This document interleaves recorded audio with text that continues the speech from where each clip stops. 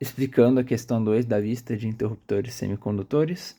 O começo diz basicamente sobre os tipos de materiais utilizados, o tipo P e o tipo N, e como a junção deles forma então essa camada de depressão que é presente no diodo, e que os íons formados basicamente formam então essa barreira que é a barreira de potencial do diodo, e que essa barreira tem um valor diferente para dependendo do tipo do material utilizado.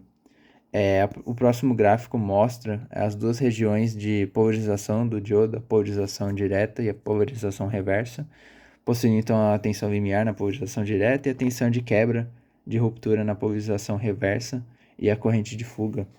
E aqui fala como é o efeito nessa barreira de potencial do diodo de cada polarização, a direta e a reversa. E por fim fala sobre as características dinâmicas do diodo, como a construção do diodo, que possui capacitâncias e indutâncias parasitas, vão afetar o transitório e, por consequência, o tempo de comutação do diodo.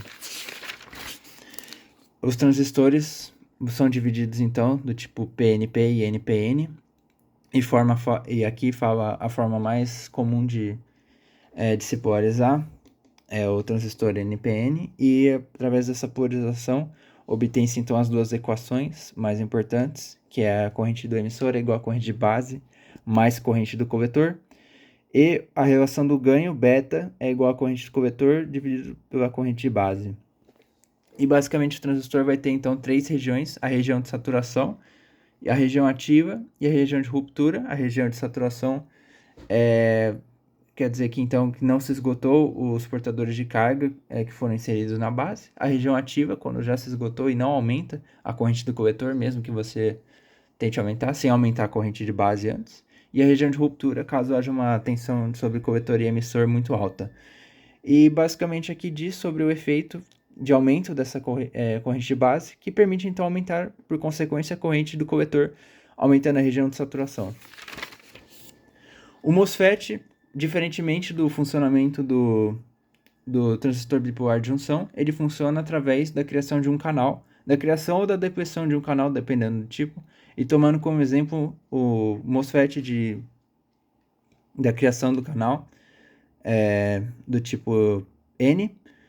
Temos aqui então o desenho explicando, e basicamente a explicação de como, através de uma tensão no gate, forma como se fosse um capacitor, formando um campo elétrico e permitindo então a criação do canal para a condução entre o drain e o source. E o mesmo efeito, né, dessa criação do canal, há uma limitação de quanta corrente você pode passar pelo canal antes da saturação. Então mostra aqui que nesse gráfico como ao aumento da tensão do gate permite então a maior passagem de corrente no drain e no source.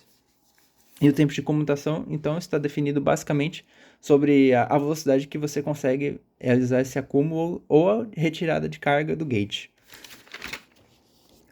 Por fim, então, temos os tiristores, que são compostos por um dispositivo de PN, duas junções, ou melhor, três, PN, PN, e o funcionamento deles, que fala como a inserção da corrente do gate permite, então, a condução, conforme está aqui nessa figura.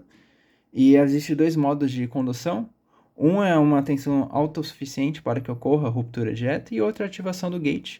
E caso você tente polarizar reversamente, há o mesmo comportamento do diodo por conta do material ser o mesmo. E por fim, há os outros dois tipos, né, utilizando esse tiristor, também chamado de SR. O DIAC, que basicamente é utilizado em aplicações de chaveamento de alta velocidade e com comutação forçada. E o TRIAC, que são dois SCRs ligados em direções opostas, porém compartilhando o mesmo gate.